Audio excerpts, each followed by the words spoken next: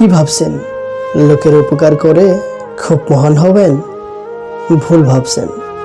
স্বার্থের এই দুনিয়ায় কাজ মিটে গেলেই সবাই আপনাকে ভুলে যাবে। মানুষের প্রতি মানুষের বিশ্বাস যখন কমতে শুরু করলো, তখন দরজার আবিষ্কার হলো। মানুষ যখন বিশ্বাসের উপর আঘাত করা শুরু করলো, তখন তালার আবিষ্কার হলো।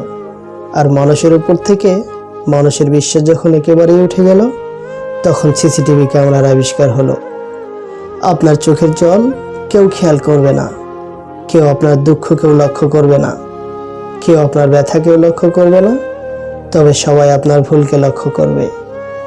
কারো সমালোচনা করার আগে নিজেকে জিজ্ঞেস করো, তুমি তার যোগ্য কি না। গলা দিয়ে আওয়াজ বেরোলেই যেমন কেউ গায়ক হয় না, তেমনই তার দোষ বের করতে পারলেই তা যথার্থ হয়ে যায় না।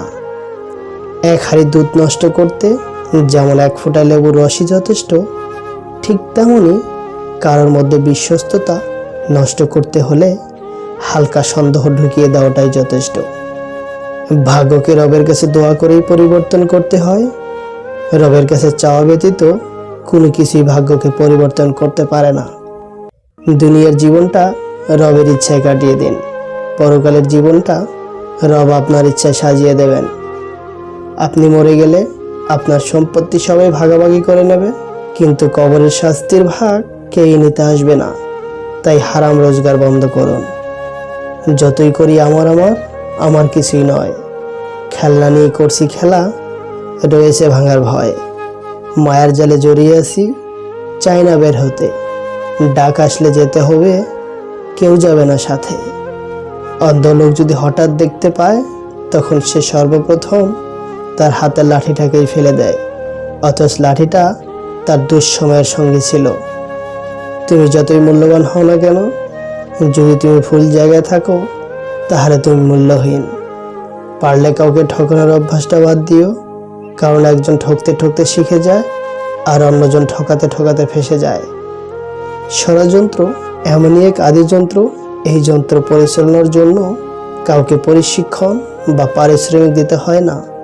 এই যন্ত্র যুগের পর যুগ আপনজনেরাই ভালো পরিচালনা করে আসছে। যেদিন বুঝতে পারবে 10 টাকা ইনকাম করতে কতটা কষ্ট হয়, সেদিন থেকে কারো বাবার পেশা নিয়ে হাসাহাসি করবে না। 25 বছর পড়াশোনা করার পরে মাথার ঘাম পায়ে ফেলে একটা ভালো কাজ জোগাড় করে একটা মেয়েকে বিয়ে করে তার সমস্ত অত্যাচার মুখ বুজে সহ্য করে হাসি মুখে থাকাকে বর্তমান যুগে সংসার বলে। ভিডিওটা সম্পূর্ণ দেখার জন্য অনেক অনেক ধন্যবাদ।